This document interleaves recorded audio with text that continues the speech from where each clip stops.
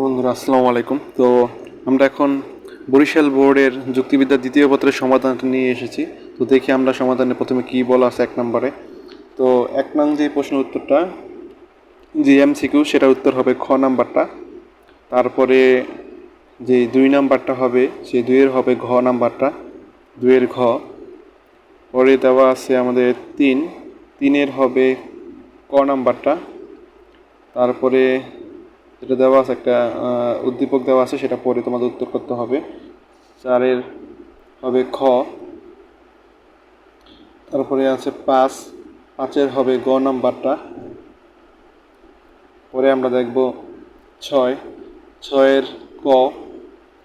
আর 7-এর খ হবে। আর 9 নাম্বারটা যে যুক্তিবিদ্যায় যৌক্তিক সংজ্ঞার ধারণা প্রবর্তন করেন কে, এটা গ নাম্বারটা হবে অ্যারিস্টটল। দেখব আমরা 9 যৌক্তিক বিভাগে কোন প্রকার পদের ক্ষেত্রে সম্ভব, এটা জাতিবাচক হবে। তারপরে 10 নাম্বার, 10-এর হবে ঘ নাম্বারটা সংকর বিভাগ। তারপরে দেখব আমরা 11-এর হবে ঘ নাম্বারটা। তারপরে দেখব 12 নাম্বার, 12-এর হবে গ। পরে আছে আমাদের 13-এর ক নাম্বারটা হবে। আর 14-এর গ হবে। পরে দেখব আমরা 15-এর ক হবে।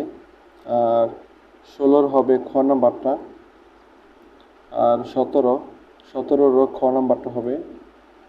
তারপরে দেখব আমরা 18-এর ক হবে। তারপরে আমরা দেখব 19-এর গ নাম্বারটা হবে। তারপরে দেখব 20-এর ক। তারপর দেখব আমরা 21-এর খ হবে। আর 22 নাম্বার যে প্রশ্নটা আছে সেটার উত্তর হবে খ। তারপর দেখব আমরা 23-এর হবে খ নাম্বারটা। আর 24-এর হবে ঘ নাম্বারটা বাংলাদেশ। 25 যেটা আছে সেটার উত্তরও ঘ নাম্বারটা হবে।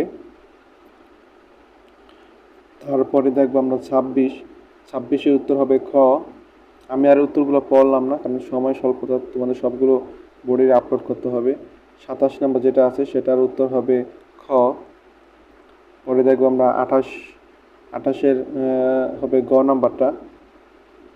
তারপরে 29-এর হবে ক। আর 30 হবে ঘ নাম্বারটা।